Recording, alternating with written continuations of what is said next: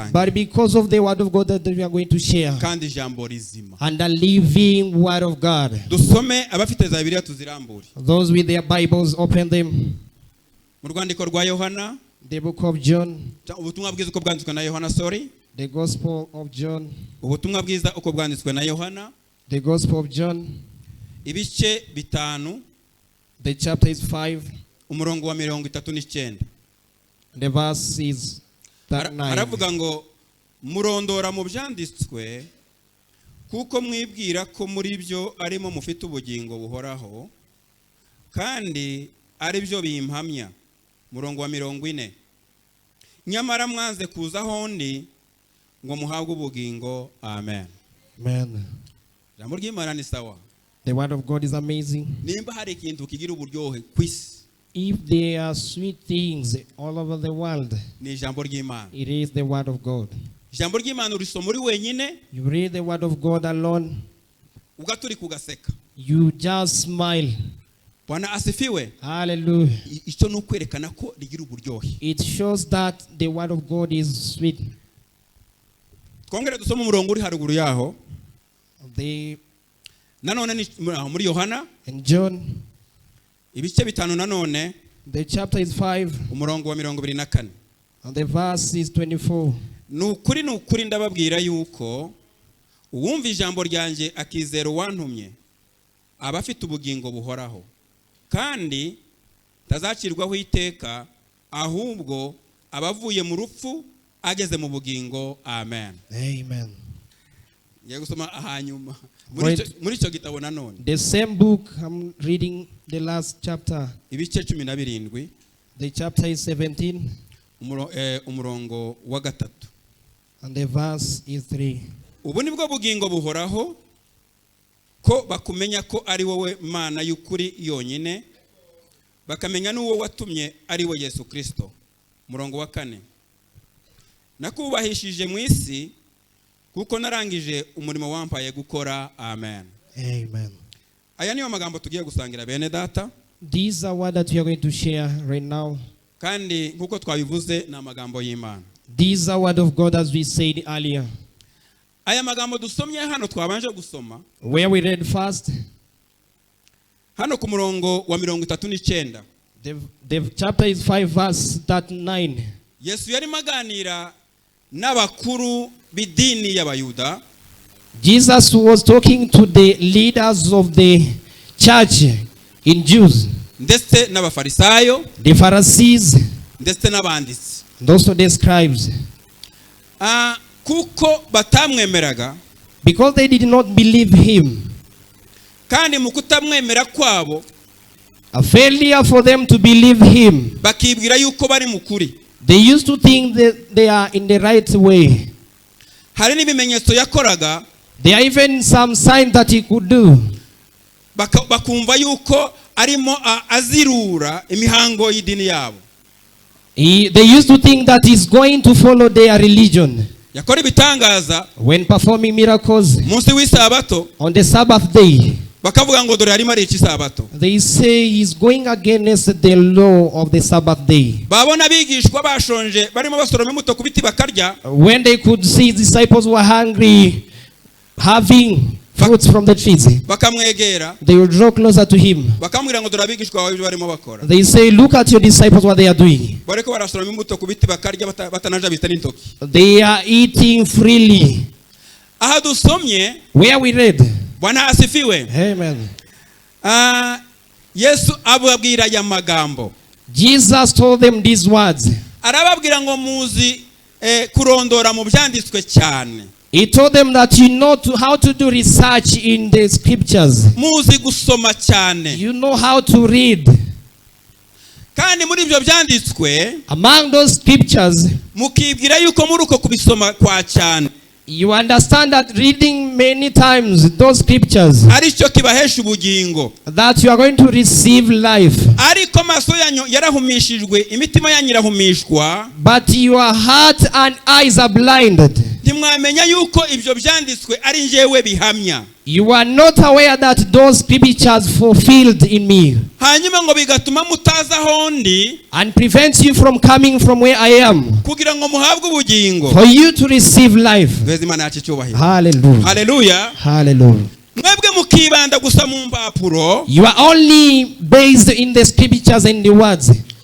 Ariko ndimumenya yuko ibyanditswe muri ibyo bitabo. But you don't know what is written in those books.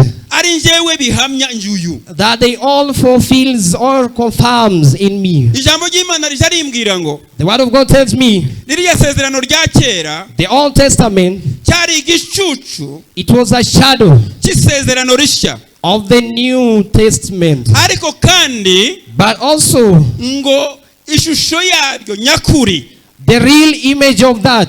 Kandi ngo umubiri wabiriya byose. And the body of all those things. Ngo wari ufitwe na Kristo. Was belonged to Christ. Niyo mpamvu Yesu yabwiye bari yuriya munsi. That's why he told these people that day. Ngo mukananirwa kuza hondi. You failed to come from where I am. Mukibanda gusoma gusa ibitabo. You only read the books here. Ariko ngo ndimutahura yuko ari njyewe biba bihamya. But you don't know that these books are meant to testify. The testimony of me. One day he told them, muzamenya ukuri. You shall know the truth.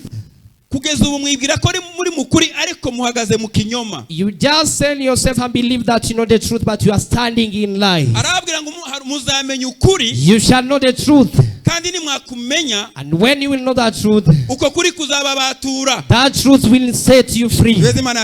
Hallelujah. Amen. Amen. Mwebwe mwabayuda mwe. You the Jews. Muzamenya ukuri. You will know the truth. Kandi nimwamenya ukuri. And when you know that truth, ubwo muzaba mubatuwe. You will be saved. Muyandi magambo yarabwiye ngo muri mu bubata ntimubizi. In other words, he was telling them that you are in slavery. You don't know that. Ngo babwire iryo jambo barababara cyane. When he told them that they were very sad and angry about him. Baramura ngo ariko se. They told him. Ko tutigeze kuyimbata z'abandi bantu. Why are we supposed to be slaves of others? No, ngo tuzabaturwa gute tutareke tuyimbata z'abandi bantu. You say that we have never become the slaves of other people. As the generation of Abraham. How are we going to be taken out of the oppression of slavery? Listen to what that Jesus answered them. He said, truly, truly, whoever sins, he is a slave of sin. That's why I'm telling you. When you know the truth, and that truth shall set you free. The truth Jesus was telling them. He came to reveal it in the book of John. He said, I am the way. Hallelujah. I am the way, the truth, and life. Amen. Meaning knowing Jesus Christ. It is knowing the truth. In knowing Jesus Christ, you get relieved, or you are taken out of the captivity. How you may ask yourself, where have I been taken from the captivity? You have been taken out of the oppression of the enemy. You are no longer a slave of sin. Amen. Jesus said, I am the way, the truth, and life. That's why he told the Jews. He said, we know the truth. From today you don't know the truth. Amen. There is a verse, a brother read here in the book of John, 1 John. He read down once. He says, he came to his people did not receive him. But whosoever, but it come to contrast what happened before. He said he came among all his own people, all his property things. His people did not accept him. But everyone who believes in him and accept him, minus none. Hatavuyemo n'umwe muri abo. Minus none of them. Bibiliya yambwira ngo abamwemeye bose. Whosoever believes in him, bakizera izina rye, believed his name, yabahaye ububasha. He gave them ability. Apana bwo kwitwa. Not only being called. Yabahaye ububasha. He gave them ability. Bwo kuba. Of becoming. Bwana asifiwe. Hallelujah. Abana b'Imana. The children of God. Ariko mwana we duheze Imana cyubahiro. Hallelujah. Wow! Hallelujah. Yabahaye ububasha. He gave them ability. Bwo kuba. Of becoming. To become. To become. Devenir. Bwo kuba abana b'Imana. To become the children of God. Kandi ngo abo. Then those people. Bwana asifiwe. Hallelujah. Ngo babyawe n'Imana. They are begotten by God himself. Ngo ntibabyawe n'ubushake bw'umubiri. They were not birthed by the will of body. Ntibabyawe n'ubushake bw'umugabo. They were not birthed by the will of a man. No. Ngo babyawe n'Imana. They are begotten by God himself. Bwana asifiwe. Hallelujah. Babyawe n'Imana. They are begotten by God. Bivuye binyuze he? Through where? Kuko bamwemeye umwami Yesu. Because they accepted Jesus Christ as the Lord. Kuko bizeye umwami Yesu. Because they believed Lord Jesus. Kuko bakiriye umwami Yesu. Because they received Jesus Christ. Bwana asifiwe. Hallelujah. Yesu yigeze kubwira Nikodemu. One day Jesus called to Nicodemus. Yari umuyobozi. He was a leader. Ariko yabona ibyo Yesu akora. But whenever he could look at the things Jesus doing, agakubita hagati. He would just have a doubt. Noneho yari umwigisha w'amategeko. He was the teacher of law. Hanyuma noneho ngo yamamugenderera mu ijoro mukabwibwa aramusanga. He visited Jesus in the dawn or at night. Aramubwira ngo nta wakora ibikora. He said, none who can do this what you are doing atari kumwe n'Imana, umwuka w'Imana without being or having the Holy Spirit. Ntiyamenya ko he did not understand. Imana yari muri Yesu, Yesu akaba mu Mana. God was in Jesus and Jesus in God. Bwana asifiwe. Amen. Aramubwira ngo Nikodemu. He said, Nicodemus. Arango nukuri Nikodemu. He said, truly, truly. Ikibyawe n'umubiri naco n'umubiri. Whatever birthed by the body or flesh. Nikibyawe n'umwuka naco n'umwuka. And whatever is birthed by the Spirit is the Spirit. Arango Nikodemu rero. He said, you Nicodemus. Biragusaba kuvuka ubwa kabiri. You are requested to be born again. Nikodemu biramucanze. And Nicodemus was confused. Kuko imvugo Yesu yari akoresheje yari imvugo yo mu mwuka. The language that Jesus was using was a spiritual language. Aramubwira ngo se byashoboka bite? He say, how is it possible? Je umuntu w'umugabo. I, an old man like me. Nasubira mu nda ya mama nkongera nkavuka. How can I go back to my mother's womb and be born again? Yes, abona ko Nikodemu atumvise icyo. And Jesus saw Nicodemus a bit confused. Niho yamubwiye ngo Nikodemu. That's why where he said, he told him, you. Ikibyawe n'umubiri n'umubiri. What is birthed by the flesh is a flesh. Waravutse mu nda ya nyoko. You have been born out of your mother's womb. Wabyawe na so mu buryo bw'umubiri. You have been given birth by your father in the flesh way. Ariko biragusaba. But you are requested. Kuvuka ubwa kabiri. To be born again. Bwana asifiwe. Amen. Biragusaba kuvuka bundi bushya. You have to be born again. Niho yamubwiye ngo ikibyawe n'umubiri n'umubiri. That's where he told him what is birthed by the flesh is the flesh. Ikibyawe n'umwuka nacyo n'umwuka. And what is born by the spirit is the spirit. Amen, amen. Amen. Rero iri jambo tuvuze twasomye hano. And this one that we have read here. Ku murongo wa 24 watubwiye w'ibice bitanu muri Yohana. The chapter is 5:24 verse. Hari imvugo Yesu yashizeho ararahira. There is a vow that Jesus put. Aravuga ngo nukuri. He say truly, truly. Ndababwira yuko I tell you, uwumva ijambo ryanje, whoever listen to my words, akizera uwantumye, believe whoever sent me, afite ubugingo muri we. He has life in him. Bwana asifiwe. Amen. Injorero ikurikiraho, umurongo ukurikiraho, the following sentences. Kandi nguwo and that person tazacirwaho iteka will never perish, ngo kuko because ngo bavuye mu rupfu, he has been rescued from death, ageze mu bugingo, he is in eternal life. Bwana asifiwe. Hallelujah. Nukuri. Truly, truly. ndababwira yuko I tell you very well, uwumva ijambo ryanjye whoever listen to my words akizera and n'uwantumye believe the person who sent me, afite ubugingo he buhoraho. has eternal life in him. Imana ishimwe yuko dufite ubugingo Praise be to the Lord that we have life in our lives. kubera yuko twizeye ijambo ry'Imana, We have believed the word of God. kubera yuko twizeye umwami Yesu, We have believed the Lord Jesus Christ. kubera yuko twizeye Imana, We have believed the Lord Jesus. dufite ubugingo muri We twebwe. have life in us. Tweze Imana yacu icyubahiro. Let's give God praise. Hallelujah. Hallelujah. Hariya mu bice 17 In chapter 17, hariya twasomye ku murongo wa 3, where we read in verse 3, Yesu aravuga ngo Jesus said, data, Lord Father, ubu nibwo bugingo buhoraho. this is the holy life and eternal life. Hallelujah. Hallelujah. Aravuga ngo data, He said, Father, ubu nibwo bugingo buhoraho, this is the eternal life. ko bakumenya For them to know you, ko ari wowe Mana y'ukuri yonyine, that you are the only true God. bakamenya n'uwo watumye And also let them know the person you sent, ari we Yesu Kristo. who is Jesus Christ. Ibyo These things, uwabyakiriye whoever received them, afite ubugingo buhoraho, he has an eternal life. afite ubugingo He buhoraho. has an eternal life. Nababwiye ngo iby'umwuka I've told you the spiritual matters. nukumva, It's listening. ukizera, You believe. ukakira. You then receive.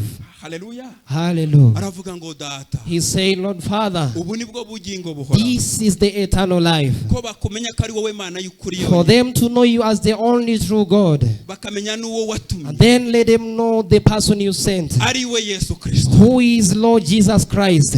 Muvuge ngo amen. Hallelujah. Bwana asifiwe. Praise be to God.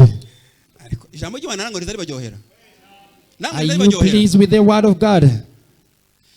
Ubundi tumona ibyo kujya tuza turya Do you see the meal that we do take daily? nibyo gutunga uyu mubiri, nibyo gutuma tubaho mu buryo It is to keep this body healthy. ariko ibyo kurya byo mu mwuka, But the spiritual meal of food, ibyo kuza tuza turya byo mu mwuka, what we eat spiritually, ni ijambo ry'Imana it's the word of God. no gusenga Imana. And also praying to Muvuge ngo God. amina. Say praise. Niyo mpamvu Bibiliya ivuga ngo That's why the Bible says, ijambo rya Kristo ribe muri mwe, the word of God dwells in you, ngo rigwiriye, full rigwije imbaraga n'ubwenge. full of power and wisdom. Oh, haleluya. Hallelujah.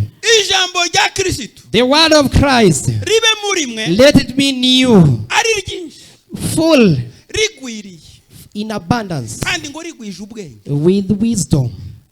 Haraho narako nsoma That is where I was reading Abaroma 16 no kuri 19. Romans 16:19. Haravuga ngo The Bible says, wasome urangize iyo mirongo. read those verses. Haravuga ngo muje muba abanyabwenge ku bintu byiza, The Bible says, be wise on good things, ariko ngo mubabaswa ku bintu but bibi. just act as fools on the bad things. Umuntu wumvise uwo murongo narambura ibiganza twese Imana yacu. Whenever we have had this, avuze neza bene data. he has said, well, Ngo muje muba abanyabwenge ku bintu byiza, be wise on the godly things, ariko ngo mubabaswa ku bintu bibi. but be like fools on the ungodly things. Muvuge ngo amen. Amen. Muvuge ngo amina. Amen.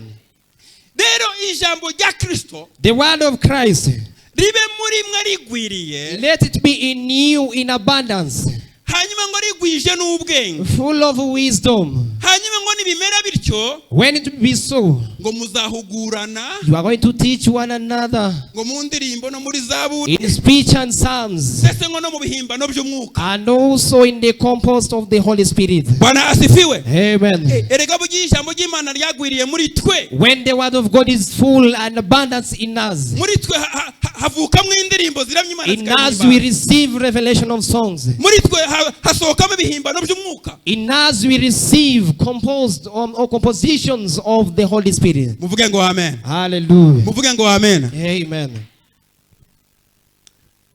Hari ijambo twasangiye hariya twasangiye mu gitondo. There is a word that we shared where in fellowship in the morning. Bwana asifiwe. Amen. Twavuze turi mu bihe bya Pasika. We are in the season of Easter. Tuvuga ukuntu Imana yambaye umubiri. We talked about how God put on a body of flesh. Amen. Amen. Imana yambara umubiri. God put on the body of the flesh. kandi burya Imana ntiyambaye umubiri ku bwayo. He did not wear that flesh by himself for himself. Imana yambaye umubiri ku bwawe nanjye. He only put on that garment for your sake. Muvuge ngo amena. Amen. Impamvu yambaye umubiri. The reason why he put on the flesh. Kwari kugira ngo ize incungure nawe gucungure. It's for him to come and save me and also save you. Imana yari Imana 100%. God was God 100%. Yesu Kristo umwana w'Imana. Jesus Christ the Son of God. Imana 100%. He was God 100%. Umuntu 100%. 100% humankind. Imana ni umwuka. God is the spirit. Ariko kugira ngo amaraso ameneke, but for him to shed the blood, kugira ngo igitambo kiboneke, for the sacrifice to be gotten and received, Imana yambara umubiri. God put on the flesh. Kugira ngo umunsi umwe, for him one day, iki gitambo cyitwa Yesu Kristo, this sacrifice named Jesus Christ, kuko birambira ngo nta rindi zina ryahawe abantu, because the Bible tells me there is no other name given to the people bagomba gukirizwamo, where people might be saved, uretse iringiri rya Yesu Kristo, other than this name of Jesus Christ. Hanyuma Imana, and Jesus God, mu buhanga bwayo, in his in his mighty, no mu rukundo ruhebuje yakunze wowe nanjye kagu, in his unconditional love, Imana yambara umubiri. God put on the flesh. Ku musaraba rero, on the cross. Dweze Imana yacu cyubahiro. Hallelujah. Hallelujah. Hallelujah. Ubundi biravuga ngo, the Bible says, Imana ntifa. God never dies. Imana ihoraho iteka. God lives forever. Ariko yambara umubiri. But he put on the flesh. Yesu Kristo yambara umubiri. Jesus Christ put on the flesh. Kugira ngo azaje ku musaraba. For him to go to the cross. Atubereye igitambo. Becoming our sacrifice. Kandi igitambo gikuraho ibyaha. And a sacrifice that will take away our sins. Kuko ibindi bitambo byose byari byaratambwe. Because other sacrifice offered. Bibiliya irambwira ngo byaratwikiraga. Bible tells me that they used to cover. Tibyari bishoboye gukuraho. They were unable to remove the sin. Kandi ngo iteka iyo babitambaga. And whenever they could offer those sacrifices, ngo byahoraga byibutsa abantu ibyaha bazabakora. People could keep on reminding the sins. Bwana asifiwe. Hallelujah. Ariko igitambo Yesu Kristo. But the sacrifice Jesus Christ, cyatambwe rimwe risa ngo bibe bihagije iteka, which was offered only once. Muvuge ngo amen. Hallelujah. Ibindi bitambo byahoraga bitambwa. Other sacrifices used to be offered daily. Some priests would get old and die, others would grow up. Jesus came as a sacrifice. He became a priest.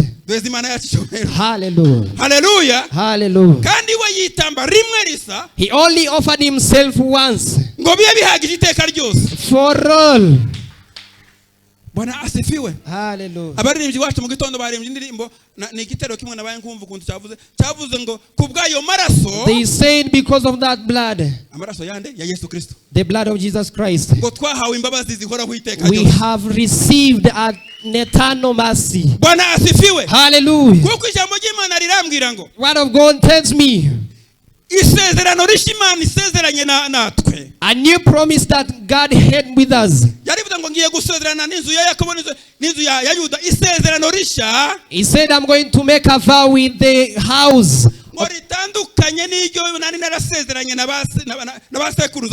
A different covenant that I had with their ancestors. And the word says, this covenant, I will put it in their minds, write it in their hearts. And by that time, hallelujah, these people that I'm having a covenant with, if the first covenant was worthy and right, we wouldn't have had an opportunity of having the second one.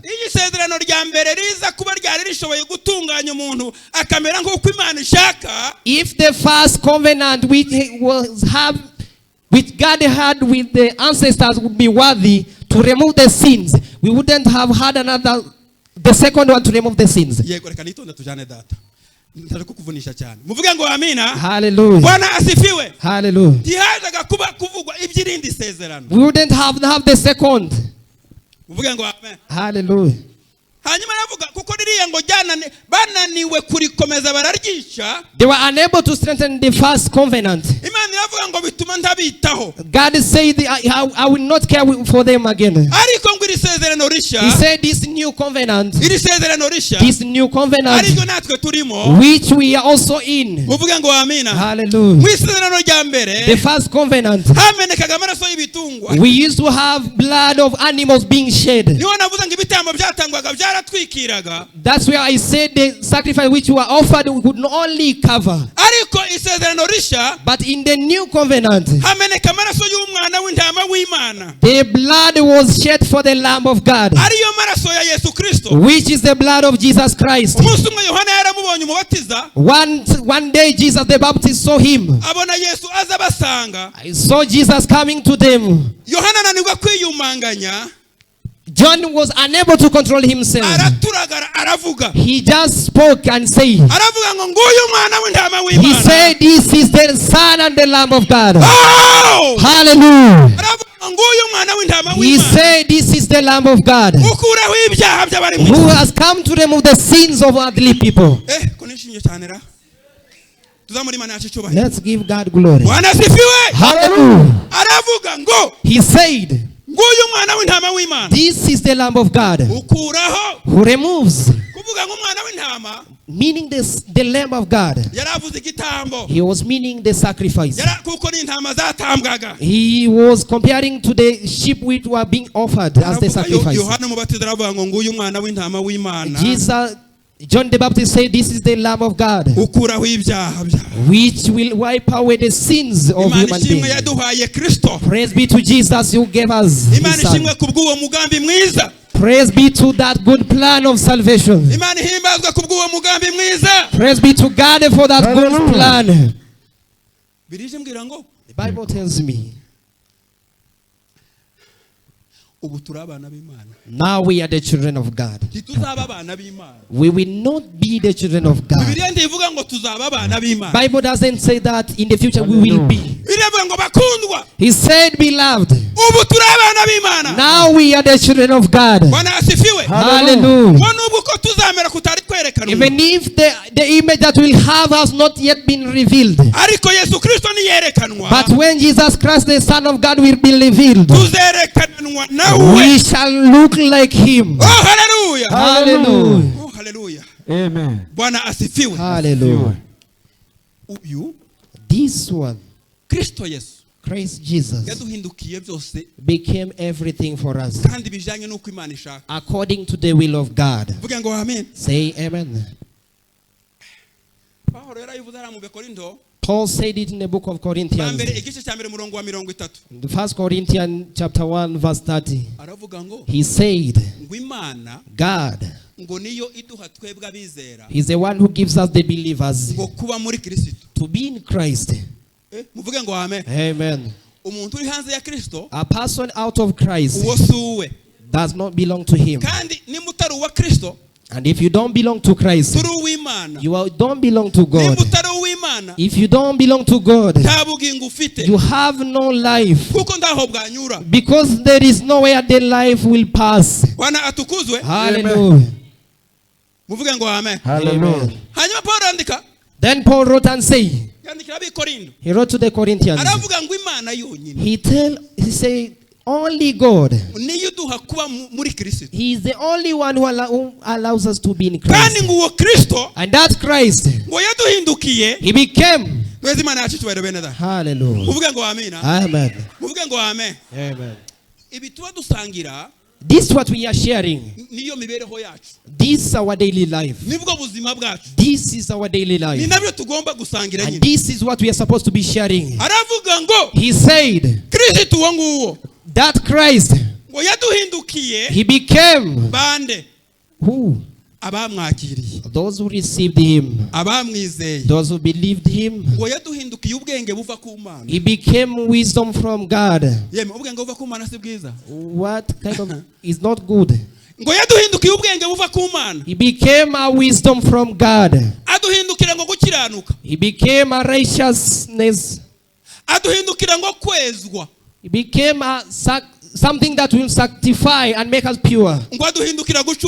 He became a salvation for us. Listen to these words. He became wisdom from God.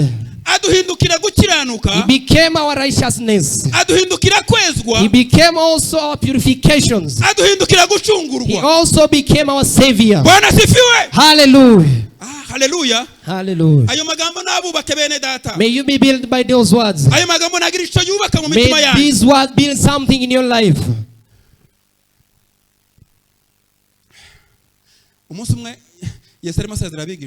One day when Jesus was with the disciples, he said, worry no. Believe in the Lord. The reason why I'm talking about this word of having faith. Having faith is what leads a person to salvation. Amen. Having faith is what leads you to the salvation. Having faith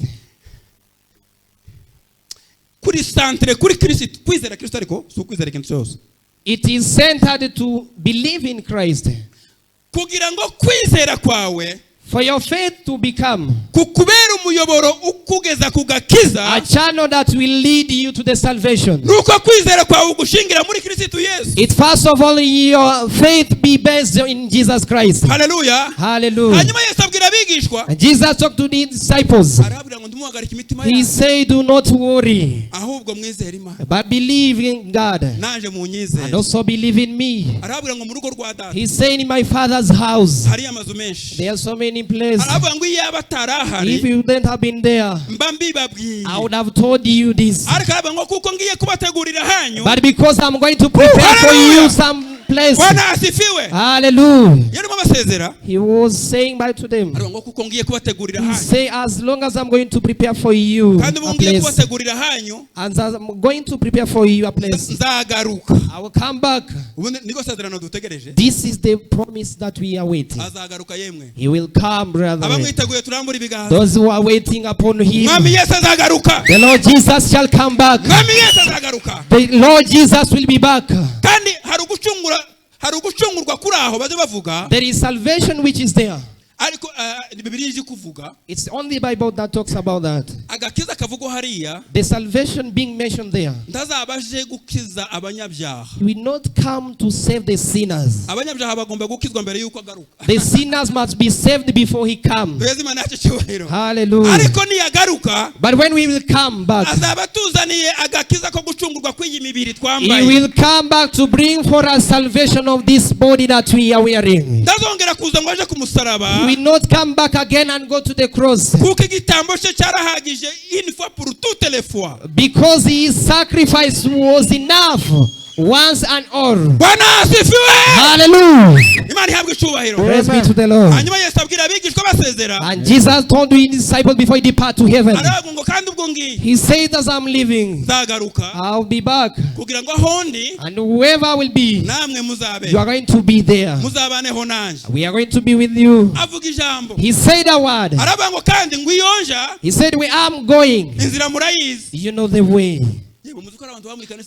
Do you know that there are people who live in the church, but they don't know the word of God, yet they live in the churches? They say, where I'm going, it's possible you know the way. I've been walking with you here. Listen how Thomas told him. And told him, first thing, we don't know where you are heading. How will we know the way to that place? Thomas was amazing. Hallelujah. Jesus looked at him. He said, you, Thomas, normally, I am the way, the truth, and life. There is nowhere else where there is the way. I am the way, the truth, and the life.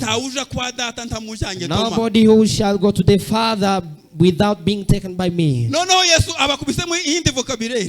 Then Jesus added other vocabulary there. Aravuga ngo ndawuja kwa data. He say nobody will enter to the Father. Ngo avuga ngo ndawuja kwa data. When he say none of them will enter the Father without passing through him. Philip raised up with the hands. He say, I myself. Show the Father. Show us the Father. For me, it will be enough. Jesus was surprised and amazed. He was amazed by the word spoken by Thomas.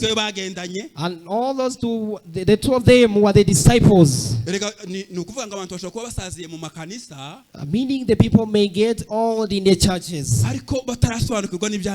but before they understood the scriptures. And Jesus went to Philip. And listen, I'm going to wind up. Jesus turned to Philip and told him, Philip, you Philip, I've been with you all these years.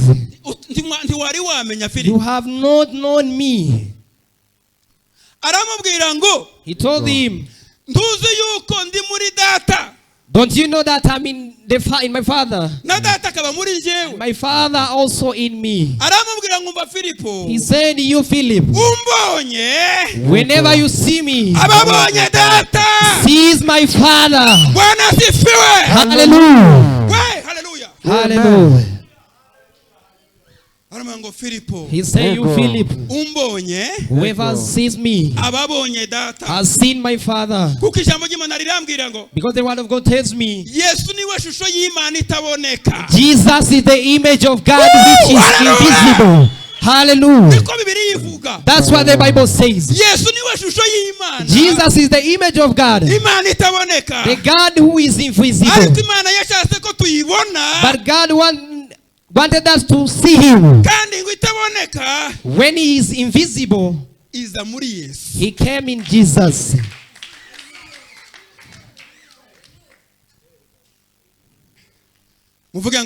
Hallelujah. He said, if you see me, Philip, you've seen my Father. There is another verse. He told them, but now you have seen and you have observed him. That's what the Bible says. Starting today, you have seen him. You have observed him. What does it mean? Jesus told the disciples, but you've seen him. You know him. You have observed him. What that Jesus was trying to tell them? There was that Jesus spoke. He said, what I'm doing, I don't do them because of my will. Hallelujah. But I do them on behalf of my Father who is in me. I also in him. Telling the disciples, today you have known him and you have observed him. He wants to convince them because Jesus is the image of God who is invisible. As they have walked with him and observed him, the love that he saw him having, his action that they have seen him doing, which means they have seen the heart of God. They have seen also the face of the Lord. They have seen the real image of God. Philip, if you see me, I've seen my Father. I've seen the Father. Hallelujah. Hallelujah. Hallelujah.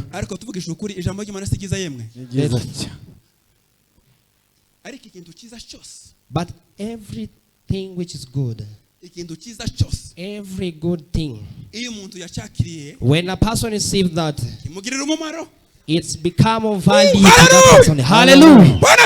Hallelujah. Ikintu cyiza cyose, everything which is good, iyo umuntu yacyakiriye, when a person receives that thing, kimugirira umumaro, it become of value to that person. ubwo ijambo ry'Imana ari ryiza, If the word of God is good, reka rigira icyo rikora mu mitima yacu. let it do something in our lives. Ijambo ry'Imana kuko rigira imbaraga, Because the word of God is powerful, reka rigira icyo risenya mu mitima let yacu, it destroy something in our hearts. ariko kandi rigira n'icyo ryubaka mu And mitima let yacu. it also build something in our hearts. Oh, hallelujah. Hallelujah. Amen. Amen. Bibiliya imbwira ngo The Bible tells me, uko umuntu atekereza niko ari. as a man thinketh as he is. Bwana asifiwe. Amen. Uko burya umuntu angana nuko atekereza. A person is equal to his thoughts. Umuntu angana n'ibitekerezo agira. You are equal to your thoughts. Amen. Amen.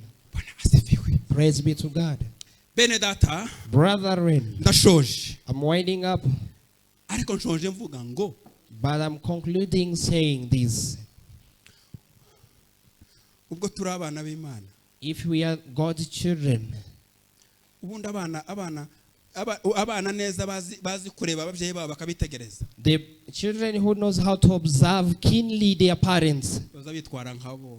they behave like their parents. Muvuge ngo amina. Amen. Bibiliya imbwira ngo dufite gutekereza kwa Kristo. The Bible tells me that we have a way of thinking like Christ. Gutekereza kwa Kristo rero, The mindset of Christ ni ugutahura, is realizing, no gusobanukirwa understanding umugambi w'Imana the plan of God ku nyoko muntu.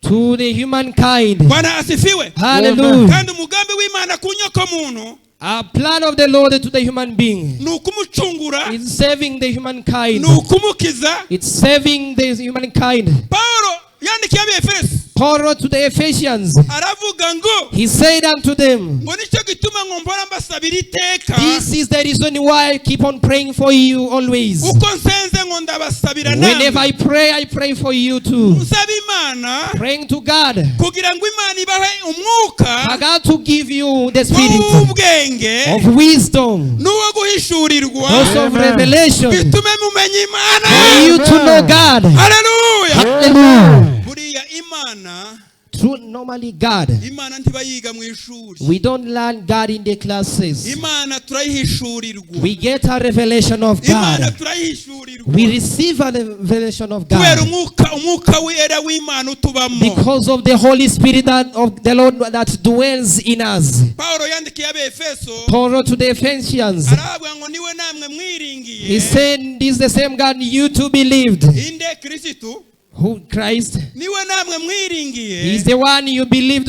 Mumaze kumva ijambo ry'ukuri, After listening to the true word, apana ijambo ry'ikinyoma, know the word of lies and ijambo deceitful. ry'ukuri, The true word of God, wari iryo butumwa bwiza bw'agakiza kanyu. which is the true gospel of your salvation. Bwana asifiwe. Hallelujah. Kandi ngo mumaze kwizera, After believing, ngo niyo yabahaye ikimenyetso cy'umwuka He wera. gave you a sign of the Holy Spirit. Oh, muvuge ngo amina. Hallelujah. Umwuka wera muri twebwe, The Holy Spirit in us. umwuka w'Imana, The Holy Spirit, the Spirit of God in us. umwuka utuyobora, The Spirit that leads us. umwuka ujya utuma amarangamutima yacu tuyazisa agatuza The agaceceka. Spirit that calms our nature, our carnal nature. Iyo azamutse atari meza. When our emotions rise up which are not good. Yo, haleluya. Hallelujah. Ubundi reka nsoze kuri iri jambo bene ndambabwire. Let me wind up telling you this word. Umukristo wese afite umwuka wera muri we. Every believer has the Spirit in him. Uko siko kuri? Uko Bibiliya ivuga ngo mumaze kwizera, The Bible said after you believing, ngo yabahaye ikimenyetso cy'umwuka wera. He gave you a sign of the Holy Spirit. Kandi ngo udafite umwuka wera, And a person without the Holy Spirit wose uw'Imana. does not belong to God. Umwuka wera niwo uyobora abana b'Imana ubundi. The Spirit of the Lord is the one leads His children. Maze uyu mwuka wera rero muri twebwe, And this Holy Spirit in us also. iyo shitani ahaye kongorera ibitaja ntibize When you hear the whispers of the devil, imbaraga za mwuka wera, the power of the Holy Spirit, mwuka wera aza kubwira ngo the Spirit tells you, ibyo si ibyawe, these do not belong to you. shira birarura. Speed them. Hallelujah. Hallelujah. The Holy Spirit is our counselor. He's our teacher. He is our care. He cares for us. He is the one that cares for the church. Glory be to God for giving us the Holy Spirit. The Bible tells me those who are led by the Holy Spirit, they are the children of God. Hallelujah. Hallelujah.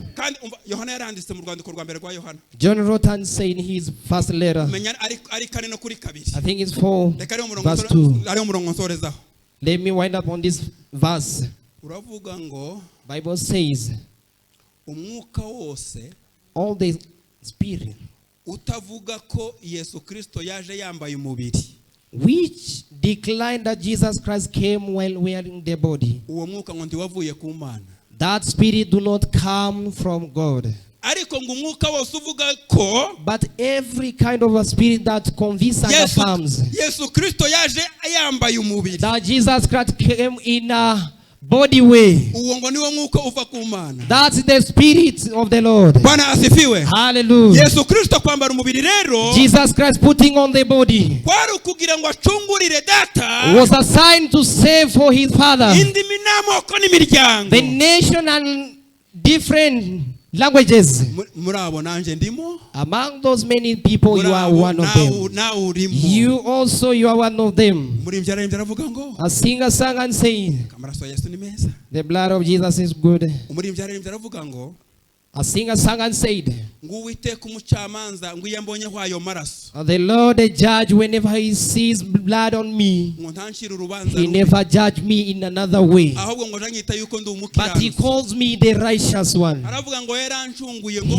He say he have saved me to become his. He even made me to belong to him, as he don't die. Hallelujah. Hallelujah. As he never died, I will not also die, because I and Jesus, we are one. Give praise to God.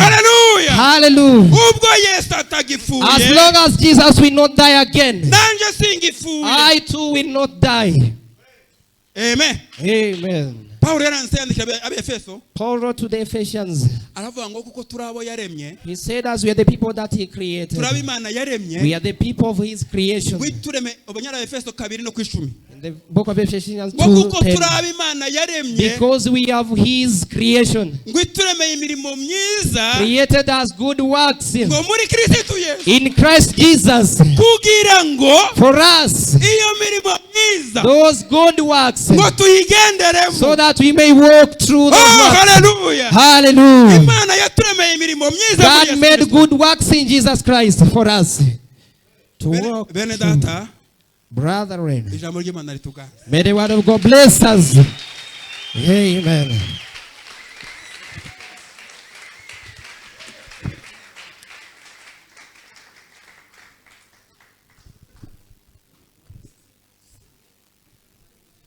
Asifiwe Yesu. Reka dusengeho buke. Uwiteka urakiranuka kandi uratunganya, izina ryawe rihimbazwe mwami Imana. Dushimye izina ryawe rikomeye, dushimye yuko data ibyo waturemeye ari